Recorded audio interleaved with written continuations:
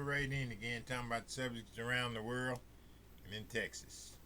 From inside to outside, from darkness to light. I'm here to talk about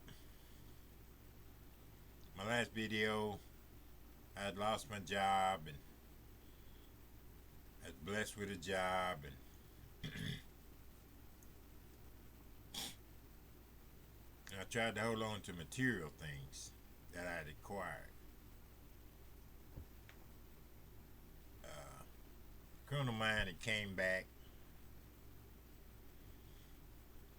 I was kind of mad at the world. And my nephew, he was selling drugs, and he told me he had some weed and I could sell that. So I went to selling weed a little bit. I made a little money, like $2,000 a week. But that wasn't enough. It's never enough when you're in the crazy world. He was selling crack, so I thought I would attempt to sell some. Even though I had been in the Narcotics Anonymous program and I stopped going to it kind of hurt my heart a little bit, because I remember the first night I went to selling it, I went over to a guy named Nat Turner's house, and I kind of stayed in the dark.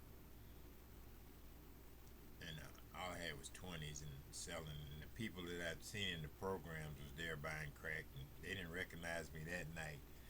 But the next night after that, they knew it was me and started knocking at my doors and all kind of things. But while we were selling, we were constantly being under surveillance. I mean, from vans, tinted windows parked down the street, couldn't even see inside, to unmarked cars, steady driving by real slow, and you could kind of tell they had cameras in the window, and we kept doing it because it's like an adrenaline rush. When you think somebody's after you and you got away with it, it's just adrenaline rush. I can't tell you too much about it. That's part of the drug dealing thing, money and adrenaline rush. And it was getting closer and closer. At first, I wouldn't take no drugs out and sell nowhere but my house. But then everywhere I went, somebody was stopping me. So I started carrying drugs in the truck. A lot along with drugs and a pistol too. So that all was not looking good. My nephew, he didn't stay a couple of blocks from me, and it was like vice versa. They was running back and forth through all our houses. Called him homicide. And we'd come up and make the drugs, rock them up, and we really didn't sell too much powder. All the white guys wanted powder, and I've seen people just get a hammer and crush up a rock, a crack rock, and sell it, $25 paper, and I've seen stupid stuff in that field. But I believe that Jesus Christ never took his hands off me. If I was in some serious situations, many times when I'd go to this area of town to buy drugs, and they thought I was undercover. They said, "You look like a policeman to me," and stuff like this. And many times, nothing happened. I mean, I had guns pulled on me, and people wanted me to do drugs to make sure that I wasn't an officer. And I told them I don't do drugs, so I'm not going to do it. And God never took his hands off me.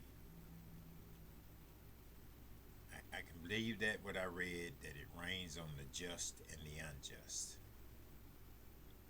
And then God kept sending me these little messages, little texts Because people started bringing me stuff like big pretty crosses, big pretty Bibles. They want to trade it for crack. Serenity prayer plaques. And I would take it, set it over, because I took mostly jewelry and guns. And I just put that to the side. But I think I had like 10 items that was religious items. So I was looking at them every day. So it started getting heavier because we went over on 3030. That's where everything was, Wade Street. And you have like 5 drug dealers on one street. We spoke to each other, but we had our own little clients, I guess. And I talk about how we had a barbecue at my house, and it was a graveyard a couple of blocks away from me, and it was some people standing out to the grave, and I looked up, and they were looked like somebody was looking at us. So I got my binoculars and I looked over there at them, and it was a guy in binoculars looking at us. And then I looked around, and it was all men in suits. There wasn't no women there. So we broke up the barbecue and everybody split off, we was under surveillance. But the craziness never stopped. We continued to sell drugs and whatever. We just left that area at the moment.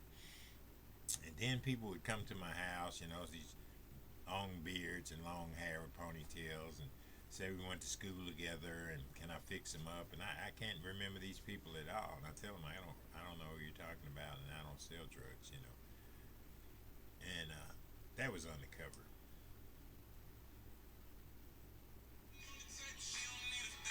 So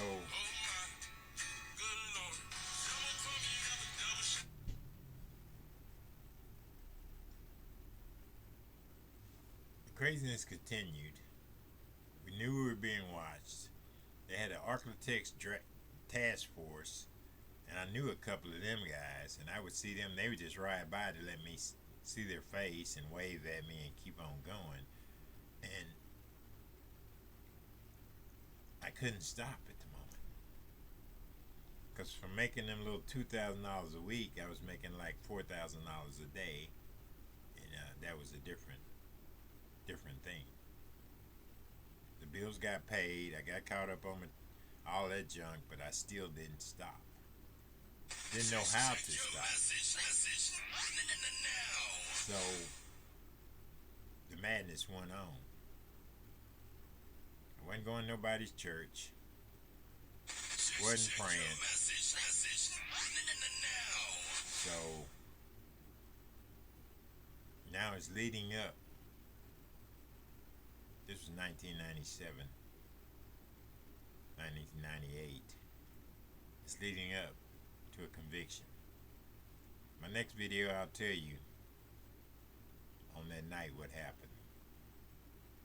But I believe, again, Jesus Christ never let me go. He had his hands on me on protection.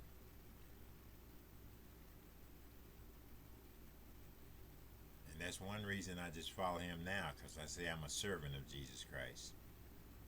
Because he watched over me in all that crazy people with guns and dice games and just crowds of people, and everybody had a pistol on their hip. He watched over me. And I'll explain more in my next video. Hit like and subscribe. I need more subscribers. I need more views. Where I can put this message out. God bless you.